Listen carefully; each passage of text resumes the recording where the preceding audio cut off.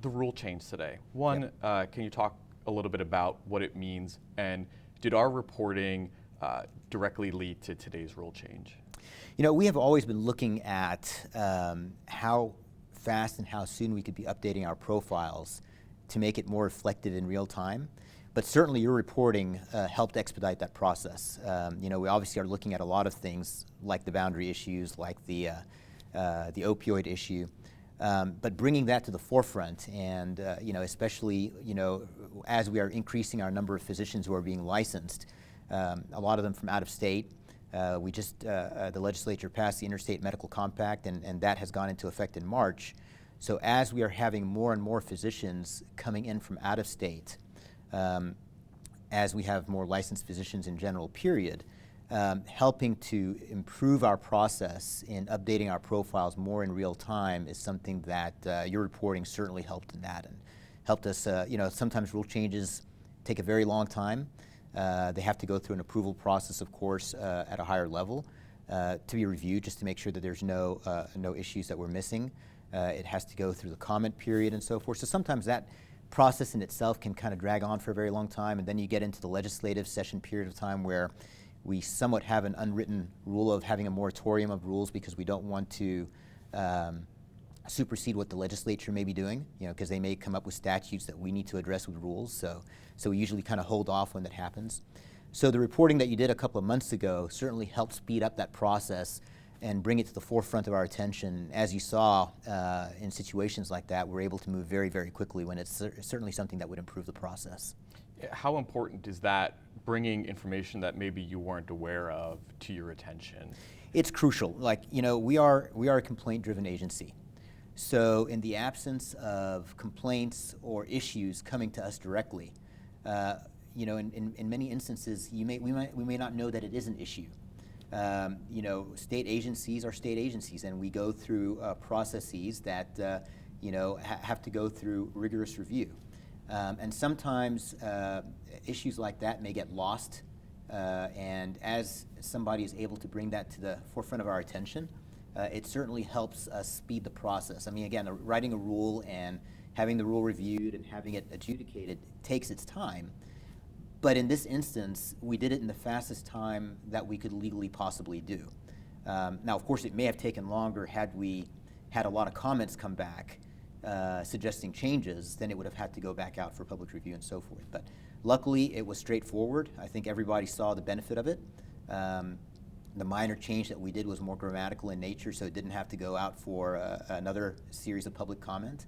And it's going to be out, and as soon as it hits the register, it'll be the law. How is this going to change the problem? How is this going to fix and address it? You know, let me just be cautious and say that nothing is going to make things 100% foolproof. But as much as we're able to hold physicians accountable to update their profiles, and as much as we are going to do what we need to do to update the profiles in real time, it's going to make the process a lot better.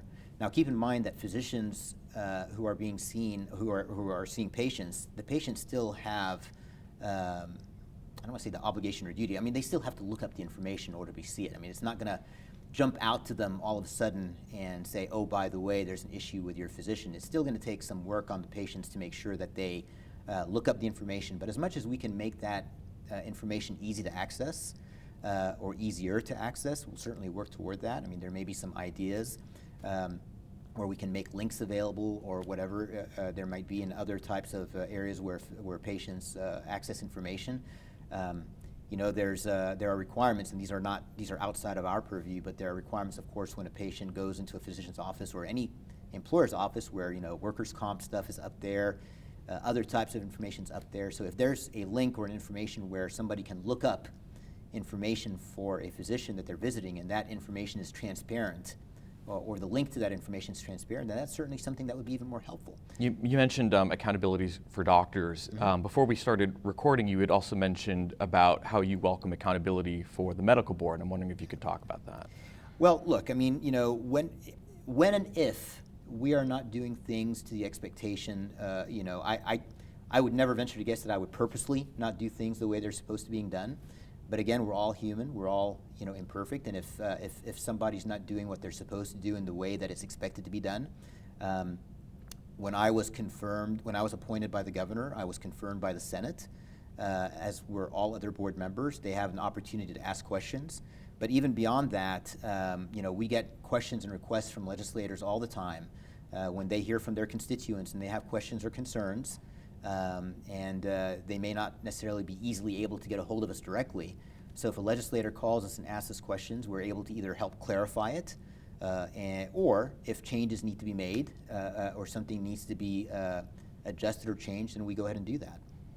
Why allow doctors that you deem to be a threat to public welfare, including doctors credibly accused of sexual misconduct with patients, minors in some cases? Yep. Why allow them to keep practicing? You're absolutely right. That is something that we always want to make sure that the public is aware and protected from instances like that. The struggle we have is when you talk about somebody who's been accused and somebody who's actually had a conviction against them. There's an example of a case down in the Valley even today where somebody was accused of sexual misconduct, and we actually immediately, based on that information, temporarily suspended their license. Where today the DA decided to drop all charges. And so when they decide to drop all charges like that, especially in a case that we weren't the original investigators in, we have to go back and remove the temporary suspension. So as much as we may have concerns that there were obviously issues that are possibly there, from a legal standpoint, when somebody's accused, again, initially when they're accused, and especially if there are charges out there, we immediately act on that. If the accusation moves to a conviction automatically their license is revoked. I mean, at that point, it's easy. We don't even have to deliberate about that. The questions and the concerns come when you're in that middle period of time when somebody's accused and it hasn't been adjudicated. Like I said, when they've been accused, we can do quite a bit, from temporarily suspending their license to restricting their license. But if the conviction doesn't happen, or if the courts rule in their favor, or if the DA decides to drop the charges, at that point we're very, very limited as to what we can do. Now, if it comes the other way around, if we receive a complaint directly of potential physician misconduct with a patient, and we're the ones who are actually investigating it to begin with, we have a lot more latitude. So even if there's a criminal conviction that hasn't happened or that may happen later on, there's still quite a bit we can do from the standpoint of addressing those concerns. But if we're opening up an investigation based on an allegation, we're almost tied into where that goes in the court process, whether it's in our state or outside of the state. Another example that we've identified, Dr. James Pierre from Houston, who was convicted recently of selling for cash more than 1 million opioid pills. And he was another doctor who was allowed to keep practicing. I think the frustration from patients and the public is that it seems these doctors deemed to be a danger are allowed to keep treating patients, and the only way they're stopped is when they're in handcuffs. Yeah. Shouldn't it be your responsibility to protect the public? If I was the one who would be able to do things without having to be restricted by statute, I absolutely would. I can give you examples of people that we strongly feel operated pill mills who have tied us up in the courts until today. It's almost like the worst actors know how to play the system better than anybody else, and so we do what we can within our legal authority to prevent them from going out and harming the public, especially as we talked about earlier from the standpoint of having pill mills and putting opioids out there, because God forbid that somebody is operating a drive-through that gives opioids to people, and that somebody takes that and either harms himself or hurts somebody else in the process. And we try to do that. And as I spoke to you earlier, I mean, that's one of my passions, is making sure that we protect the public from opioids. There is an opioid crisis out there. And we do that to the extent that we can within the confines of the law. And whenever we have a suspicion, we certainly act on it as best as we can. Are we perfect? Like I told you earlier on, no, we're not. So it's always incumbent, when we miss something, that somebody let us know, hey, by the way, did you see this over here? He's been convicted, and have you guys acted on it yet? So is that the challenge, balancing the doctor's right to due process with the complaints that are coming in and the evidence that may or may not be available to you? It always is. And like I said, we're always going to err on the side of protecting the patient. But from that standpoint, there's always going to be issues of due process that are out of our control. And there are many instances and many examples out there where we have pushed and they have dragged it out in the appeals process in the courts. You know, in spite of our efforts, they're able to do what they want to do. And yeah, we're still going to be steadfast and push forward to make sure that we try to protect the public. Absolutely. Why not require a continuous query of the National Practitioner Data Bank for every doctor in Texas and make those doctors pay for that? Well, making doctors pay for that is a statutory, is something that would have to happen as a statutory requirement. We actually discussed a little bit earlier today. There's a couple of things that we're going to ask for the legislature to help fund, and one of that is exactly that, to number one, allow us to have a process where we can have a continuous query of the National Practitioner Data Bank. Our fees, of course, are collected by us from physicians, but it goes into the general fund, and a portion of that money comes back to us, but it's also tied in from how we can spend it. So we can't just say, I'm going to charge you and I'm going to use that money to have a continuous query of the National Practitioner Data Bank. We have to have statutory authority to be able to do that. And that is one of the things that we're going to ask to do at the next legislative session, absolutely. Ask for the money or ask for? For both. The okay. We're going to ask for the continuous monitoring of the National Practitioner Data Bank and the funding for us to be able to do so. Do you think that would help catch some things that are being missed right now? You know, we do monitor the National Practitioner Data Bank, but from the standpoint of there potentially being gaps from when something is reported and when we might find out about it, certainly if that's going to help have us have that information in a sooner fashion, be able to act on it sooner, absolutely, it might help. Speaking of gaps, we found, as you may be aware, dozens of doctors who have been disciplined in other states, in some cases having their licenses revoked, able to come to Texas, get a license, and those out-of-state disciplinary records are kept secret from the public. Why? So when somebody's actively being disciplined, they are not going to be automatically approved for a license over here. The challenge is when they might have had a disciplinary action that has been adjudicated. It's been complete. Like, say, for example, they had an agreed order, they had to follow that process, and at the end of it, it's been resolved. We don't have the statutory authority to just not allow that person not to have a license, especially if it's already been resolved from that standpoint. Now, the information about it should be made public as much as it can from a confidentiality standpoint. Now, for example, all the investigations that we have are not necessarily made public, but if we ever have something that is adjudicated, if there's an agreed order or if there's a remedial plan, that is on their profile. So that is public information, and that would be the same from for physicians coming from other states also. But even remedial plans and the information that's on their profile, by statute, that only is on there for 5 years. So if somebody's had a remedial plan and it's public information, and again, that's not us, that's a statutory requirement, after 5 years, that information would go off their record. So again, we try to put the information on the profiles as much as we are legally allowed to, whether they're coming from out of state or whether they're in state. If they're in state and they're licensed in other states, again, the whole fingerprinting issue will always allow us to update that information in real time. Without the fingerprinting process, we're relying on us getting that information when we query it, or the physician updating their profile as we are requiring them to do in the rule right now for us to get that information. We spoke to Dr. Robert Henderson, who was involved in the Dr. Death case, bringing that to your attention. Yep. And we took our findings to him, and he told us it's not a matter of if, but when there will be another Dr. Death in Texas. Do you agree? And if so, what are you doing to prevent that? You know, we've done a lot. You know, I take that, and you know, this happened, of course, before my tenure on the board, but you know, there are cases out there, and the way things are adjudicated before they come to the board that certainly have a lot of opportunity. Now, the problem with Dr. Dunch is that he was able to jump from one hospital to another without the hospitals either properly or having to report those cases to the board. You know, there's a rule requirement that if a peer review committee acts on a physician to restrict their license for more than 30 days, or if they resign while they're under investigation, that they have to report that to the board.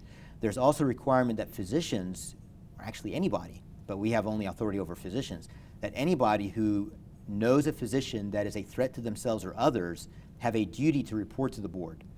In Dr. Dunch's case, there was a lot of loose allegations being made, but for a long time there was no direct report to the board itself. In fact, the person who actually ended up filing a formal complaint with the board was actually a board member, and then some patients came in afterwards. There were a lot of physicians who felt that they would be, I don't want to say harmed, but retaliated against had they publicly turned Dr. Dunch in. There's a lot of things that we've been doing since then that we've been trying to address that. I've put out multiple newsletters to peer review committees and to MECs that we will hold them accountable if we ever get a case of a physician who has done harm, and if I find out that they were addressed by a peer review committee and they were allowed to resign and they weren't reported to us, that I will hold the peer review committee accountable. I will hold the MEC accountable. A lot of times they may say, well, you know, the lawyer for the hospital or the CEO for the hospital told us that we shouldn't do that. Well, you know, in the state of Texas, we have a ban on the corporate practice of medicine. Physicians are the ones who hold each other accountable. You know, we have a medical staff structure in hospitals where it's physicians that hold physicians accountable. So corporations, whoever they may be, cannot legally tell a peer review committee or a physician, you know what, this guy brings a lot of money to the hospital, just, you know, let it slide. That is something that if we found out about, we can directly act on. So I've made it part of my mission to go out to large hospital systems. I think there were several newsletters that we put out there that we made it very, very clear to medical staffs in hospitals that they will be held accountable if they allowed physicians to fall through this crack of resigning while under investigation, or, you know, having their practice restricted for more than 30 days and not properly reported, that we will hold them accountable. Is that still an issue where they're being suspended for less than the 30 days so they can avoid having to report them? Well, so I don't want to prejudge them and say that they're doing it to avoid having them reported. I know that the way it's structured by law is that it's an opportunity to do an investigation, and if nothing is found within that 30 days, then nothing needs to be done. Now, if they're doing an investigation within that 30 days, and they're finding enough to restrict that physician's practice within the hospital, that has to be reported, 30 days or not 30 days. If they're restricting anybody's practice for more than 30 days, that has to be reported to the board. But there's many instances where, you know, bad outcomes might happen. I mean, you know, and part of our issue with looking at the standard of care doesn't necessarily mean that you don't have a bad outcome. It means, did a physician do what they are prudently supposed to do to mitigate things from happening? So somebody might have had a bad outcome, but it may be explainable to a peer review committee, and they may not necessarily act on it. Or the first time they've looked at it, they may not have looked at it as something that is obvious. Now, the second time it might have happened, and they're reviewing it, in isolation, it may not look like anything, but in the pattern of practice that might have happened in the past, they say, you know what, there's something here, and in this instance, we're going to actually go ahead and restrict this person's practice. When they do that, that has to be reported. Is it prevalent that hospitals review folks for less than 30 days, intentionally not going beyond that? I don't know, but what I can tell you is that if I found out about it, if the board found out about it, not only are we going to act on the physician, but we're going to actually also hold the medical staff in that hospital accountable for that. I want to ask you briefly about a recent story that we did, which has to deal with the political side of all of this, which is campaign contributions. Yourself, along with several of your other fellow board members, have given a lot of money to Governor Abbott. Do you think that that creates the perception, especially when the governor makes these appointments, that the board is political? You know, I don't think that there's anybody who's going to ever be able to say that everything is completely 100% apolitical. What I can tell you from my standpoint, I can't speak for other board members, but what I can tell you about myself is that I've been contributing ever since I was a high school student. You know, I've been involved in public service for a long time, whether it's, you know, from the medical association standpoint or in, you know, from a religious standpoint, just, you know, just in general from the community standpoint. And when there are people out there that are aligned with my beliefs, I will contribute to them. I can tell you that I've contributed to Republicans and I've contributed to Democrats. Now, I might have probably contributed more to more Republicans than Democrats, but it's something that I've done for a very long time. From a public service standpoint, you know, I used to serve on the Texas Medical Disclosure Panel before I served on the board. You know, that's an appointment from Health and Human Services. When I applied to be on a board, not necessarily the medical board, medical board was one of my top choices. You know, there's certainly, you know, there was never a conversation with anyone about have you contributed or have you not contributed. I know that we have board members who have not contributed. I know we have board members who probably have contributed. What I do know is that we all hold ourselves accountable. You know, I'm an open record. If I did something that looked inappropriate, I think that you or others could easily hold us accountable for it. I mean, you know, whether it's a specific rule that we advocated for, or whether it's a, you know, whatever issue it might be, you know, we're here to answer questions around that. So the easy answer to your question is nothing's ever going to be 100%, you know, from a viewpoint of look from the outside as being political or non-political. I mean, there's no way to get around that. But, you know, I think our record speaks for itself. You know, I try to do what's right. Our board tries to do what's right. Our staff is certainly not political. I mean, these are all you know, they work for the state. They worked for the state for many, many years through many different governors, Democratic and Republican, although it's been many years since it was Democrat. You know, as a board, we are there to help oversee the rules, make sure that new rules that need to be developed, as we did today, are out there. But as public servants, they are holding us also accountable to make sure that we're not asking for things that may or may not be inappropriate. And like I said, you're you're always free to ask me, you know, about this or about that. Does it have anything to do with something politically or not? And I have to answer that to you. I can tell you, just looking back, I can't think of anything that we have done as a board that was political in nature. We on purpose try to stay away from that. Like I said, we don't want to ever usurp the legislature. You know, we take our directive from statute. Even the rules that we have in place are derived from statute. Sometimes we have to clarify and put some structure behind the statutory requirements that we have. So naturally, we are responsive to what the legislature and what the governor asks us to do. I don't think my contribution to whoever it might be is going to, you know, is going to change what the legislature does or give us the directive of what we have to act, and that's what I'm usually held accountable for. Should Dr. Nayek's remedial plan disqualify him from sitting on the medical board, in you your know, opinion? It could, if the board or if the governor's office, actually it's not the board, if the governor's office felt or thought that what he did rose to the level of it being something that should remove him from the board, that, you know, then the appointment office from the governor would be the one that makes that decision. And he donated to the governor, so you could see maybe why it creates the perception that it's political. Yeah, and honestly, that's not something that I can answer. I mean, that's not my purview. That would be the appointment office. What I can tell you from the standpoint of a remedial plan versus an agreed order, that's usually on the lighter side of things. That doesn't take away from the importance of it. We discipline doctors all the time for inadequate or inappropriate medical records. But just like anything else, I think when you look at mitigating factors, whether it was a first-time offense or a second-time offense, or is it a pattern of behavior, those are certainly things that are looked at. But as board members, we don't have any kind of authority to go and say that person should not be on the board, you know, one way or the other. We spoke recently with Beto O'Rourke, Governor Abbott's Democratic gubernatorial opponent. Mm-hmm. He said a couple of things that I wanted to give you a chance to respond to. Sure. We looked at every state medical board in the country, and we found Texas has tied for the most number of public members on any board in the United States. Beto O'Rourke says he wants to, if he was governor, he would want to increase the number of public members to make it closer to half. I'm wondering if you have any thoughts on that. And he also said that it seems like there's a pay-to-play system at the medical board and in Texas, and I wanted to see if you had any comment on that as well. Well, the makeup of the board, again, is by statute. Right now we have 19 board members.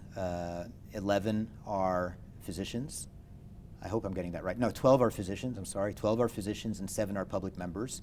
And it's even more prescriptive than that. The 12 physicians, 3 of them have to be DOs, doctors of osteopathy, and the others, it could be whatever makeup. Every state has its own structure of what that looks like. There are some states that are 100% non-physicians. I don't think that's necessarily a good thing. I think it's helpful for people who understand the profession to be the ones who are helping in the disciplinary and the licensure process in it. I honestly don't know what the right number might be, whether it's half or whether it's 70% or whatever that might be. That's obviously a political conversation, which, as we talked about, would probably be inappropriate for me to have. But what I do know is within the structure that we have right now, it's working. We have 7 great public members who have had experience in overseeing other agencies in the past, like TDLR, which is also another licensing entity. We go through training when we come on as board members as to the process of how do we adjudicate things. There are certain things that we try to structure so that there's consistency. The matrices for disciplinary action and so forth, so that when there's somebody who has violated a tenet of the Medical Practice Act, there's a minimum type of disciplinary process and there's a maximum, and then there's mitigating factors that help decide where things are in between. So that at least helps develop a sense of consistency. From the standpoint of the ISC hearings, I don't know if you know, like ISC hearing is what we call an informal settlement conference hearing. And that's where the board members listen to both sides and try to make a judgment. That's 50-50.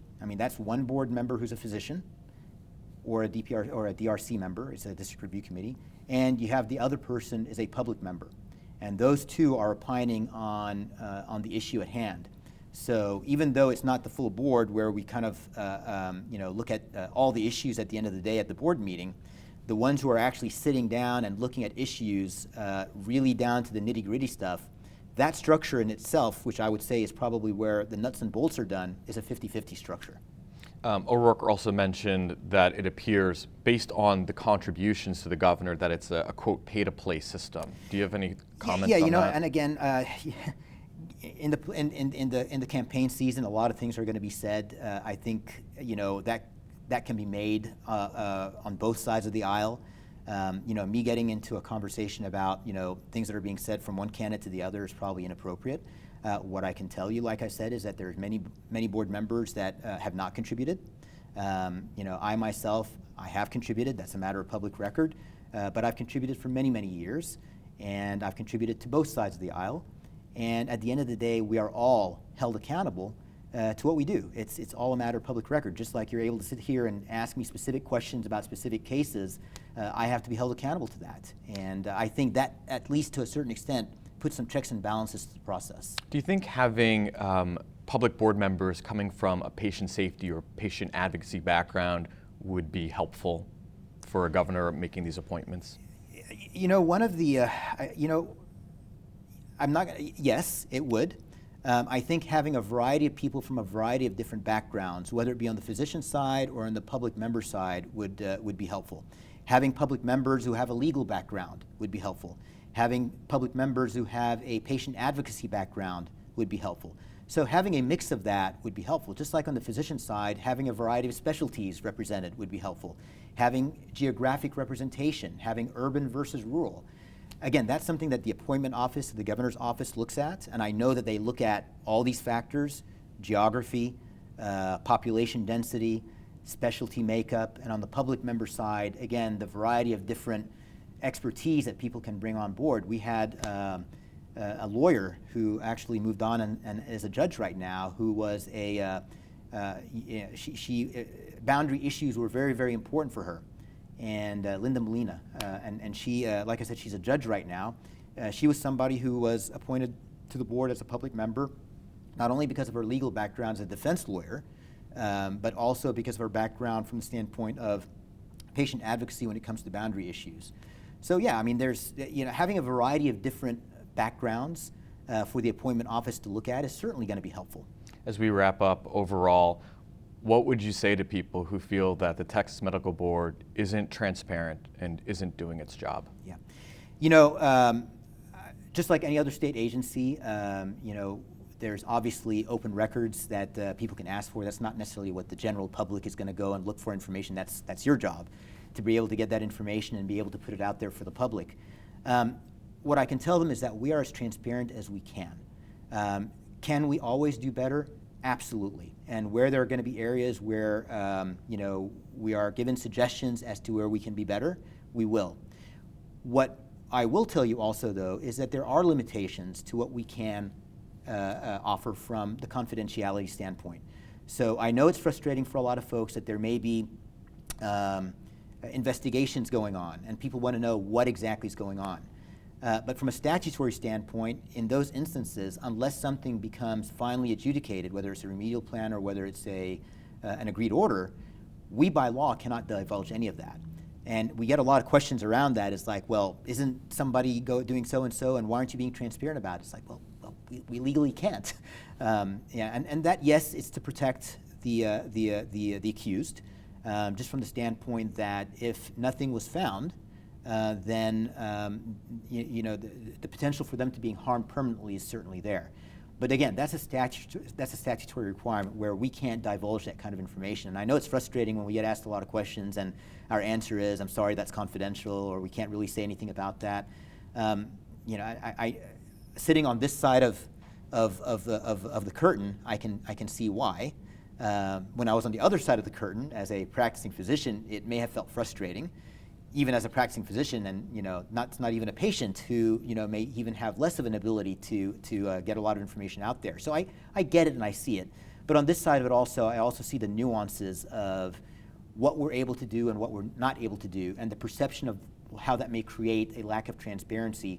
But our ability to sit here and explain what the process is, and when we can't say something, why it is that we can't, and frankly speaking, where they can get information from a public standpoint, or where they can advocate for themselves in a way that we can be helpful in, putting that information out there is something that we'll always strive to do. So when we talk about boundaries issues, I may not be able to talk about a specific case, but as much as I can go out there and say, put a complaint in, you're allowed to do it confidentially. Confidentially from the standpoint that the staff will know, not the board members, will know who's putting a complaint in, but that way they don't have to feel like they're going to be retaliated against, especially if it's a coworker of a physician or if it's a patient, whoever that might be. Well, Senator Bob Hall is going to introduce legislation next session to do away with, he wants to do away with confidential complaints. He thinks that would free up the board to investigate more critical issues. Yeah, these are statutory requirements. All I can say is I know why. By the way, he called it anonymous, and we don't have any anonymous complaints. We only have confidential complaints. I think that's what he meant. But he did call it anonymous. But just to clarify, we do not have any anonymous complaints. We have confidential complaints. If that is the will of the legislature, we will obviously abide by it. What I will say is that will create the possibility of more dunches out there, the doctor death issue, because if people are afraid to put in complaints because they feel like they're going to get retaliated against, that will hinder our ability to actually capture bad actors that are out there. So I'm sure the legislature will have that healthy debate. We can't go and testify one way or the other. All we can do is we can state the facts of things that we have done in the past.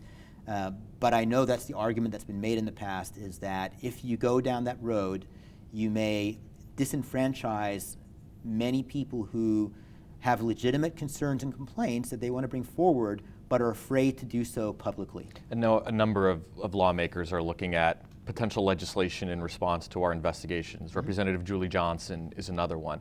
Overall, are you willing to work with or talk to some of these lawmakers? Are you supportive of their efforts to try to better protect patients?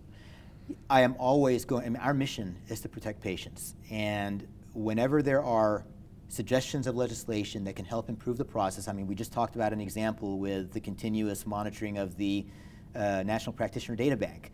I mean, I would welcome that. Being able to, number one, able to do it on a continuous basis and to be able to receive the funding for it, I would be the first one in line saying, yes, please do so. There may be other bits of legislation proposed that may have unintended consequences, that may sound good on the surface but may need some tweaking to make sure that, just the example of the confidential complaints, it may sound good on the surface that you want to protect physicians from egregious complaints, and there's some legitimacy to that.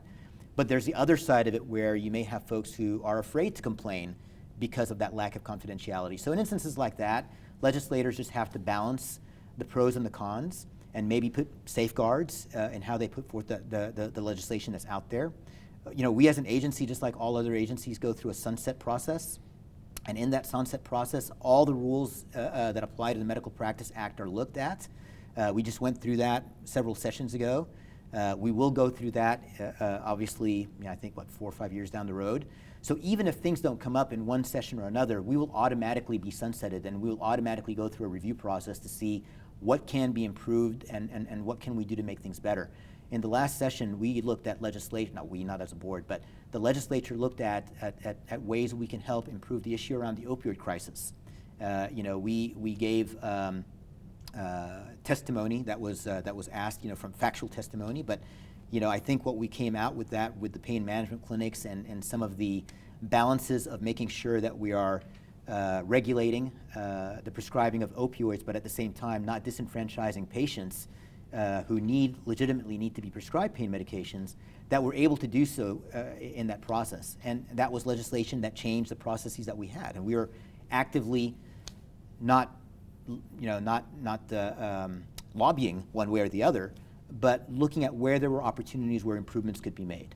You've been very generous with your time, and we really appreciate it. Is there anything that I didn't ask you that you wanted to say or that you wanted to add? No, I would just say that you know, we are as transparent as we can, even though it may not necessarily seem to certain individuals. But you know, when we can't answer a question, it's usually because we legally can't. Where we can, you know, I am the first one to go out there and help answer these questions as best I can. And as I said earlier, no one is perfect, and where there are areas of opportunity or potential improvement, we will be the first one standing in line, taking those suggestions and helping implement them, just exactly like the rule change that you brought to our attention several months ago, and that we very quickly moved in and put into place. Thank you very much for your time.